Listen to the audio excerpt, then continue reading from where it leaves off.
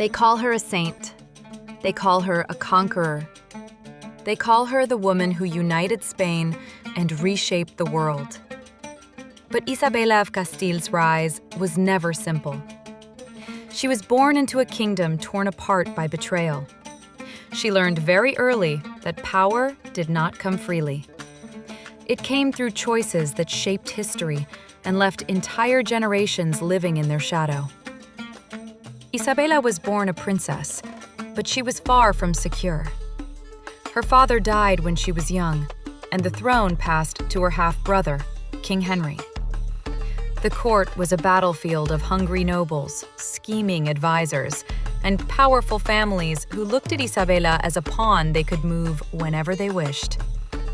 She understood something that most rulers learned too late. If she wanted to survive, she had to protect her own future before anyone else claimed it.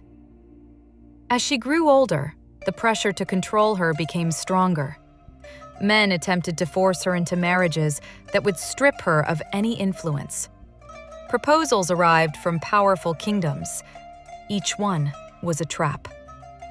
Isabella rejected them all. She refused to be traded like gold. She waited for something that was rare for royal women. She waited for a choice she could make herself. She found that choice in Ferdinand of Aragon. He was bold, intelligent, and ambitious.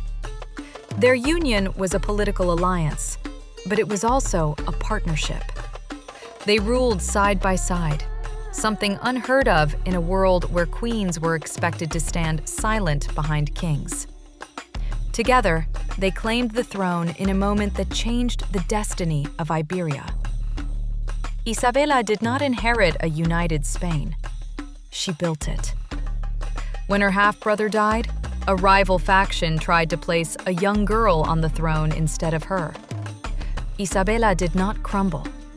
She faced the rebellion head-on.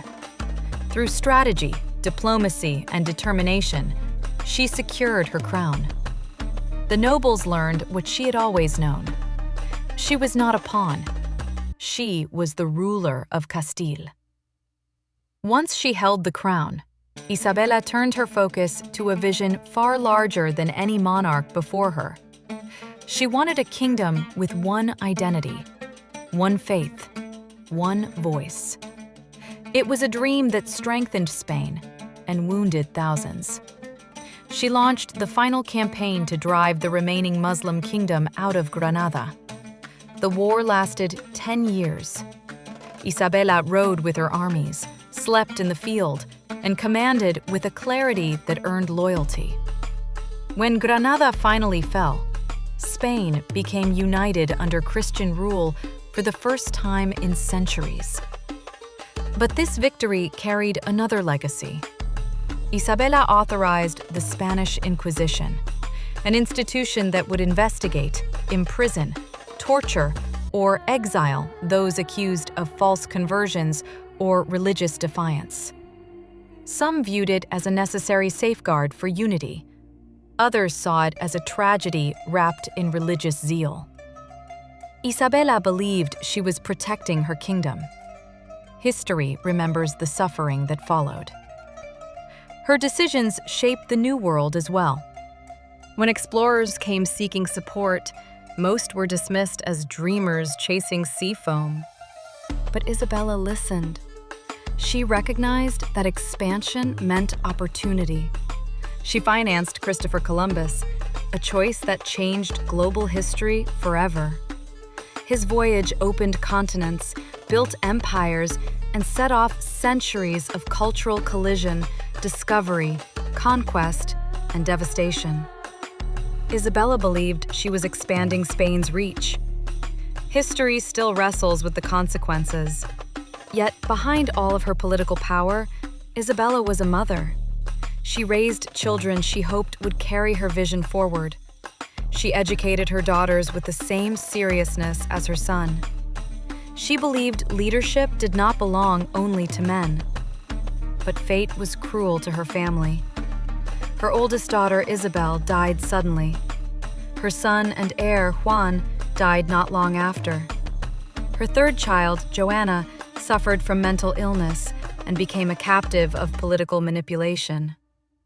Isabella carried her grief quietly, yet it shaped her final years as much as war and politics ever did.